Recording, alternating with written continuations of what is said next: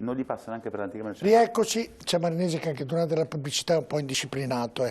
Primo Inter Pares, appuntamento al mercoledì, gruppo TV7, diretta sulla pagina Facebook, diretta anche in questa trasmissione, sono le 22:35. Dennis, messaggi, poi Marinesi vuole 1 minuto e mezzo, tutto dedicato a lui, sentiamo cosa ci deve raccontare. Perché no, aspetti, ho i messaggi, poi vengo da lei, promesso che vengo da lei. Una canzone da una donna affascinante che mia moglie vorrei dedicare. Va bene, perfetto, prego Dennis. Primo messaggio, buonasera, sono una microimpresa e da più di 12 mesi che siamo bloccati a casa con un mezzo perché il Consorzio di Garanzia dello Stato non si decide di liberare la pratica, la banca è già pronta e quindi questo è un problema in qualche modo di burocrazia che ci viene segnalato. E poi vi rendete conto che questi pensano alla propria poltrona anche durante una pandemia, cadono governi come se piovesse. Ancora con un terzo messaggio. La cosa più subdola che fanno i nostri politici è dire che se salgono i contagi è colpa dei cittadini che non rispettano le regole e non si prendono le responsabilità per le scelte scellerate che prendono. Altro messaggio. Bisato, le ricordo che al governo c'eravate voi con Conte prima che Renzi facesse saltare tutto, per quasi un anno avete governato con la pandemia senza sapere che pesci pigliare. Voglio rispondere rapidamente, poi do la parola a Marinesi. Mi pare che la discussione della serata sia incentrata su molti aspetti, uno di questi è quello. Io dico una cosa a difesa di Bisato, che innanzitutto è sindaco e lui si scontra dei problemi quotidiani come i sindaci che devono mettere insieme il pranzo con la cena, perciò poverino paga. Lui dovrebbe ritirarsi dalla tessera e dire non voglio più essere il PD per un periodo, mi prendo un anno sabbatico. Fino alla fine della pandemia. Un anno sabbatico. Allora, facciamo un ragionamento serio, ma veramente serio. Allora, prima cosa, non è vero che sono 209 miliardi, perché se no noi illudiamo le persone e diciamo noi stiamo facendo un piano di investimento di 209 miliardi. Non sono 209 miliardi, ma sono per l'esattezza 209 miliardi meno 67, perché 67 miliardi li abbiamo già spesi e non lo sappiamo. Li abbiamo già spesi e li abbiamo già stanziati, perciò 209 meno 67 a casa mia sono 142 miliardi, perciò il piano che faremo è di 142 miliardi e non di 209, perché queste cose qui ce le dobbiamo... Bene, quindi? Primo, allora quindi vuol dire che già noi 67 miliardi li abbiamo buttati alla finestra. È tanta roba, dire 67 miliardi che non ci sono, perciò il piano organico varrà 140 miliardi, primo elemento. Secondo elemento, è vero che noi ci confrontiamo con gli altri e perciò diciamo in fin dei conti chiude la Francia, chiude la Germania, però abbiamo delle vulnerabilità che ora vi racconto, ma che toccheremo da qui a 2 mesi, che toccheranno le nostre tasche.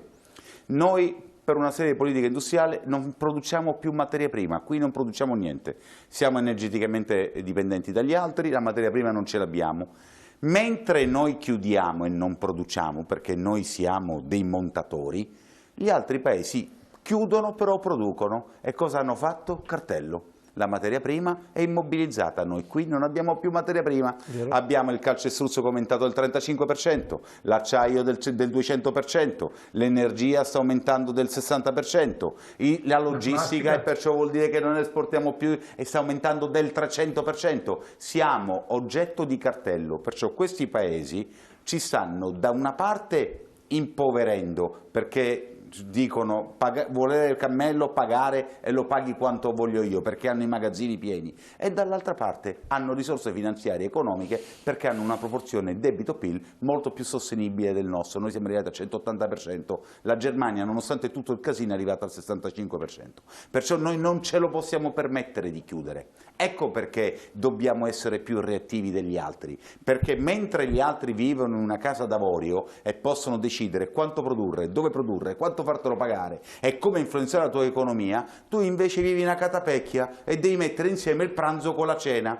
Se la politica, questi sono i dati, poi possiamo dire di sì, di no, basta arriviamo a sodo. Allora, poi il governo Draghi, fammi dire una cosa politica. Il governo Draghi è nato purtroppo con un vizio di forma, è come la mela che scende dall'albero, perché se all'epoca quando Mattarella ha chiamato Draghi, Draghi avesse detto Mattarella avesse detto ti do un mandato pieno, un governo tecnico e qualcuno del vecchio governo avesse detto no, noi ci dobbiamo stare, allora automaticamente se tu fai il vizio di forma e poni la condizione al momento della Costituzione, nessuno si prenderà la responsabilità di dire di no a Draghi, perché chi diventa l'artefice di colui il quale fa finire l'Italia nel baratro? E perciò è nata, la vogliamo chiamare così, la bella mucchiata, perché è una bella mucchiata. E lo si vede nelle varie... Poi c'è la responsabilità. Allora, qui bisogna mettere insieme il mondo dell'impresa, la politica, i territori, perché ha ragione Marcato, ha ragione Bisatto, bisogna partire dai territori e insieme costruire un percorso condiviso. Bene, fermo lì. Piantandola di dire ti ha ragione e faccio il contrario. Fermo lì. È quello che abbiamo parlato, Mannese, la domanda di conseguenza è molto chiara. È fattibile quello che lei sta dicendo? Allora, è fattibile o no? Secondo me è fattibile nella misura in cui la politica del territorio con forza, anziché fare i congressi all'interno e analizzare perché si vince o perché si perde, chiama il nazionale e gli dice oh, adesso basta, il territorio è unito, o ci dimettiamo tutti. Bisognerebbe avere l'autonomia allora. No, bisogna avere le palle, è una cosa diversa. Bisogna avere l'autonomia, è giusto Marcato? Cioè, lo vado dicendo ormai da 20 anni, è quella la cura, è quella la cura. Cioè se tu vuoi riportare la capacità decisionale ai territori e vuoi dare rappresentanza ai territori, devi fare due cose: l'autonomia e portare le preferenze per i parlamentari. Non c'è dubbio. Punto. Non c'è dubbio. Perché oggi i parlamentari sono scelti, ma tutti, anche da noi, sono scelti di fatto dalle segreterie politiche e siamo sicuri che siano scelte sempre le migliori persone. Non credo.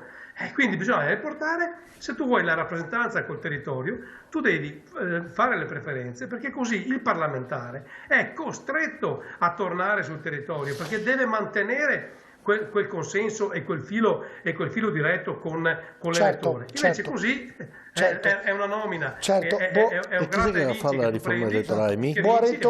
Buaretto su questo sono perfettamente d'accordo con l'assessore Marcato, l'ho detto anche fuori mi sembra che siamo la seconda parte. Allora il corpo intermedio serve a qualcosa da ridire. Allora Bertier e Buaretto, lunedì si riapre e dovrebbe ripartire, ci auguriamo, l'Italia, sperando che sia una volta buona. Cosa succederà sotto un profilo del turismo, sotto un profilo alberghiero, sotto un profilo del commercio, di cui voi siete i rappresentanti, Buaretto e Bertier? Andiamo a fare la maratona con l'infradito. Non ho capito. Andiamo a fare una maratona con l'infradito. Questa apertura che cos'è? Quando tu apri, scusa Manuele, ma quando tu apri a mezzogiorno solo all'esterno, cioè qui fa ancora freddino ragazzi, e poi quanti possono riaprire? Quanti hanno la possibilità di avere il pneumático all'esterno? Certo. Cioè, è tutto un sistema. E quindi si sentono certe imprese, si sentono ancora prese in giro. Quando si possono andare al cinema tra poco il 50%, perché allora non dici alla sera il 50% dei posti? Cioè, ci sarebbero delle regole chiare per mettere in sicurezza questi posti, per fargli lavorare a questa gente. Non possono resistere in queste condizioni più di 14 mesi. Ce lo rendiamo conto? 300.000 imprese chiuderanno e non riapriranno. Quindi cosa si doveva fare? Si dovevano fare le scelte giuste. Tipo? È tipo come quelle che hanno dettato su certi ambienti. Adesso riapriranno i musei, riapriranno i cinema, riapriranno, che erano chiusi, riapriranno per modo di dire. Insomma, se uno fa uno spettacolo con 300 persone, ci rimette solo a aprire le porte del palazzetto del Gran Teatro Geox, tanto per fare un esempio. Perfetto, però tu dai una speranza di riapertura. Ma anche così è una speranza per no, non è una speranza, perché tu all'aperto cosa metti a mangiare? Uno all'aperto... Fra un mese verrà caldo, santo Dio, no? Fra 20 giorni... Fra un mese spero che andremo anche all'interno, non solo sempre all'esterno. Fra un mese, ma tanto dobbiamo durare un altro vaccinare mese. Dai 60 in su. Bisogna vaccinare. Ma lo chiediamo di vaccinare nelle imprese, abbiamo fatto tutte le richieste alla Regione. Ma poi siete tutti sicuri, io mi auguro sia così, che vaccinando, dottore, vengo poi, sento Buaretto, vaccinando tutti con tutte queste varianti che vengono fuori tutti i giorni, abbiamo risolto il problema? Beh, insomma, sicuramente sì, perché il problema più grosso è bloccare la circolazione che avviene tra sani. anche la circolazione avviene solo tra gli ammalati, che è quello che non ha capito la gente.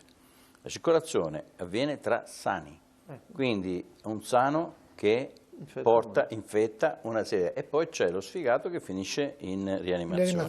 Certo. E quello è il problema. Una domanda, ma chi non rispetta le regole, apriamo, chiudiamo, cosa gli facciamo? La multa è 400 euro, no? Gli ritiriamo la licenza, che è una cosa diversa. Però bisogna avere coraggio politico per fare sta roba. Certo, gli ritiriamo noi l'abbiamo sempre detto, noi l'abbiamo sempre detto. Guardi che messaggio. Chi non rispetta le regole va punito. Va punito, perché per colpa di qualcuno non può chiudere tutto. Se questo fosse stato fatto dall'inizio. Ma ci vuole coraggio allora. Ci vuole coraggio. Ma scusi, però dottore, vede che c'è qualcosa. Lei oggi siamo presidente della Confcommercio Veneto, presidente degli albergatori. Degli albergatori, cioè quelli che hanno il patrimonio vero, non come noi che siamo poretti. Esatto. Sì. Presidente degli industriali di Venezia e Rovigo, piccolo piccolo, e dice: nella vita chi non rispetta le regole deve chiudere. Se io faccio una cosa che danneggia un altro, e in questo caso danneggia la collettività, deve essere bastonato pesantemente.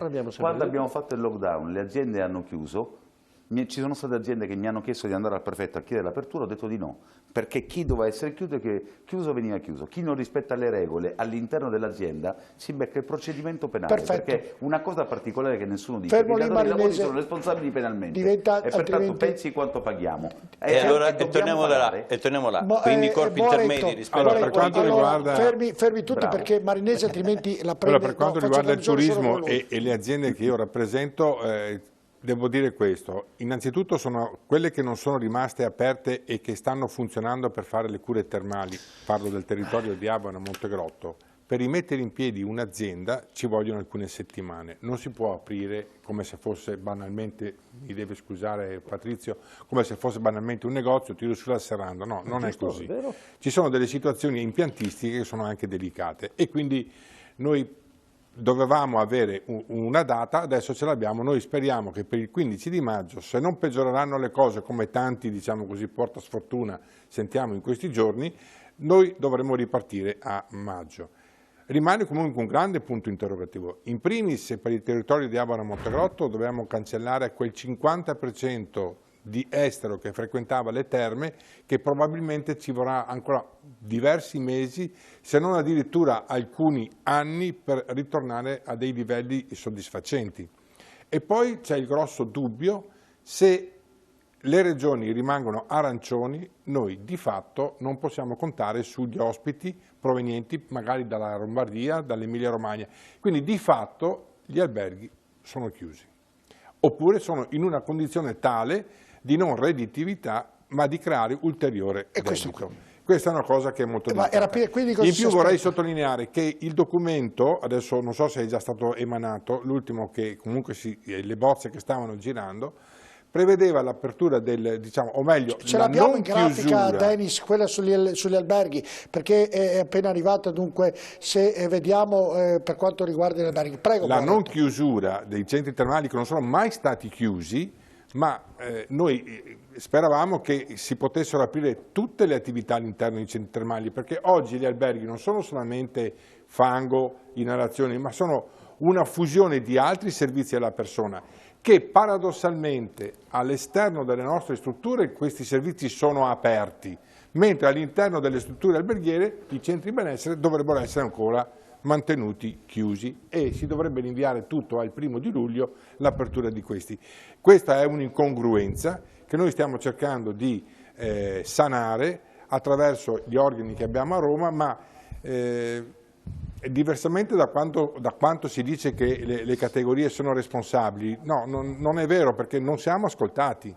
Non siamo ascoltati perché abbiamo delle ragioni tale per cui possiamo mettere, con i protocolli che sono stati già approvati l'anno scorso, possiamo pensare di riaprire le nostre strutture in sicurezza, tanto è vero, e lo voglio sottolineare, che nessun caso di Covid è stato segnalato nelle aziende di Abano e Montegrotto, ma più in generale anche in quasi tutta Italia, negli alberghi, diciamo, con la frequentazione degli ospiti all'interno delle nostre strutture. Ecco, mi sembra di capire che dal 1° di luglio sono aperti i centri termali.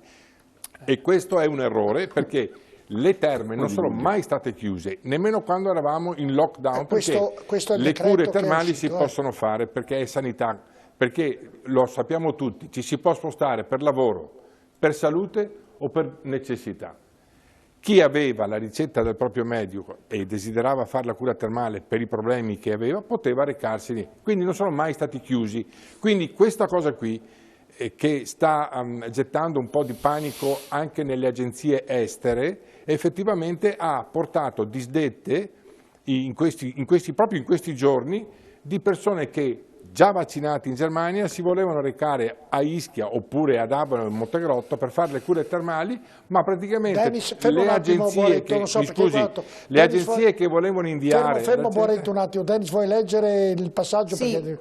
Perché noi le abbiamo riassunte tutte in grafica, però appunto anche per suffragare insomma quello che vi abbiamo mostrato nella grafica, vedete che nel sito del governo, della Presidenza del Consiglio dei Ministri è già stato ufficializzato, diciamo, il nuovo decreto, e questa è la conferma che quindi ricalca quello che vi dicevamo noi. Dal 1° luglio 2021 sono consentite in zona gialla le attività dei centri termali e quelle dei parchi tematici e di divertimento. Quindi, questo lo scrive il governo, il sito è www.governo.it. Voi capite che questa notizia, quando viene ripresa dagli organi di stampa esteri, praticamente cancella il turismo termale che potrebbe venire qui in Italia. Questo è sicuramente una svista. Pure, abbiamo letto.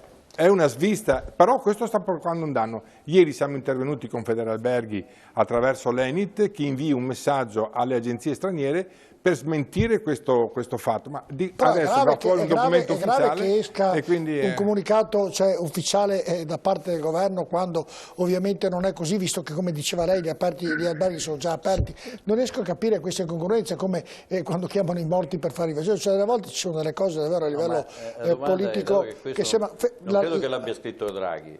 No. Si troverà quello che viene pagato per costruire questi decreti, certo. E magari, visto che scrive una fesseria del genere, magari lo andiamo a far danni all'anagrafe. Seriamente, questo vuol dire, a ragione Boretto, rovinare delle aziende importanti per quanto riguarda l'estero. Perché testimonio quello che dice il Presidente, perché le ricette le faccio io. Certo, e cosa si chiama? Chi ha scritto questa bestialità non può stare in un posto dove si scrivono i decreti, visto che è uscito questa sera in tarda serata, mi auguro che domani l'associazione albergatori e chi ovviamente ha da reclamare per quanto è uscito si faccia sentire da chi di dovere, insomma. Mi auguro Boretto. Io vorrei cogliere l'occasione, visto che il nostro assessore alle attività produttive Roberto Marcato ci sta ascoltando, con cuore gli chiedo, dacci una mano a far capire a queste persone che hanno fatto una grande svista e che sta creando alle aziende del nostro territorio dei danni che non possono essere ripagati con un ristoro, perché è anche l'immagine stessa, perché noi passiamo per gli untori di fatto di questa pandemia, è cosa che non è vera. Roberto Marcato, uno che si impegna sicuramente domani, prenderà in considerazione in maniera molto importante questo, perché credo davvero sia un danno per gli albergatori questo comunicato davvero incredibile. Ma scusi dottore, io mi chiedo davvero come fanno a emanare un comunicato del genere quando sono già aperti. Poi, se uno è un po' aperto, farò di tutto per rovinarlo. Qui se sei su una buca, lo dico in dialetto veneto, e devono tirare di fuori il colpo di grazia per gettarti dentro, però abbiamo Roberto Marcato che domani sicuramente prenderà in considerazione questa situazione. Sono di fretta perché non abbiamo parlato delle scuole e ovviamente voglio sentire che è il vostro pensiero, perché le scuole ovviamente è il dibattito che sta percorrendo tutta l'Italia intera, e la domanda è: ma era giusto riaprire le scuole un mese dalla chiusura? Cioè, la domanda è, visto che sotto un prospetto sanitario non ci sono i trasporti sufficienti per andare a scuola tutti quanti, visto che quest'anno la scuola è stata tutta in remoto, domanda: ma per un mese era utile aprirla davvero? Andiamo a vedere il servizio e poi lo discuteremo in studio.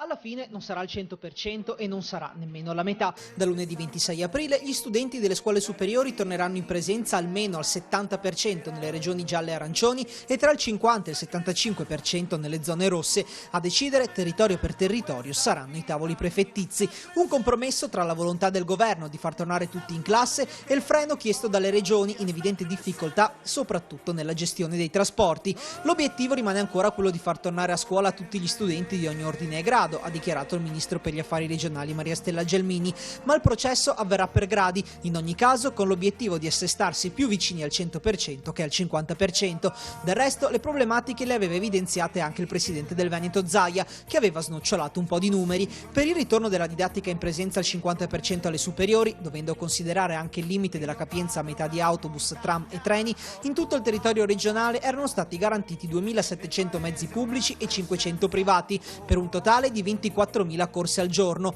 e per arrivare al 100% di frequenze alle superiori, ha detto Zaia, sarebbero serviti un altro migliaio di mezzi, difficili da reperire addirittura sul mercato. Certo è che se come previsto la presenza in classe dovesse aumentare nelle prossime settimane, il nodo dei trasporti dovrà essere affrontato, aumentando magari la capienza all'interno dei mezzi. Ma ha davvero senso rischiare un nuovo aumento dei contagi spingendo per la didattica in presenza a poco più di un mese dalla chiusura dell'anno scolastico? È ormai noto come alla riapertura delle scuole segua sempre una crescita della circolazione del virus, come confermato anche dal bollettino dell'Istituto Superiore di Sanità, confrontando i dati del 31 marzo con quelli del 14 aprile. La fine delle vacanze pasquali aveva infatti coinciso con il ritorno in classe di gran parte degli studenti dopo il semi-lockdown di marzo. In 9 regioni rimaste rosse erano tornati in classe solo gli studenti fino alla terza media, in 11 regioni arancioni anche le superiori al 50%. Ebbene, ecco la crescita dei contagi dopo di fatto una settimana di riapertura delle scuole, una crescita dal 10 al 7% in pressoché tutte le fasce d'età, mentre nelle categorie over 20 non si è superato il 6% di incremento. La scuola insomma fa aumentare la trasmissione del virus. Non sarebbe stato meglio attendere l'estate e programmare il rientro con più calma?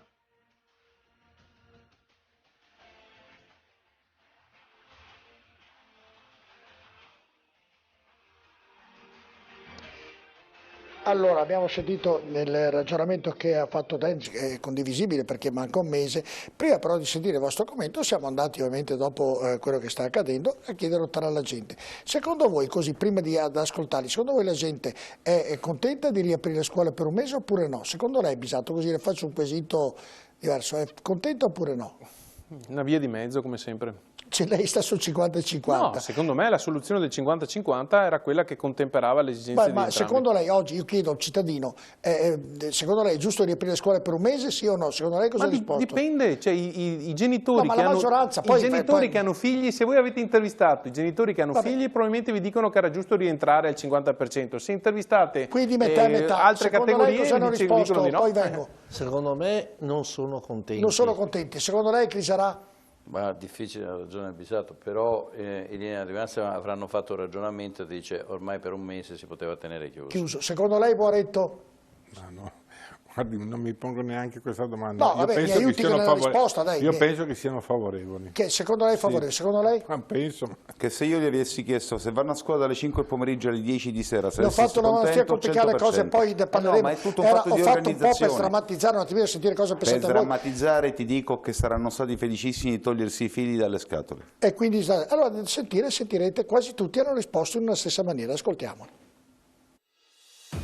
L'apertura delle scuole in presenza al 100%, qualcuno dice ma perché aprirle solo per un mese e rischiare di portare su a picco di nuovo il contagio? Se non si comincia non si va più avanti.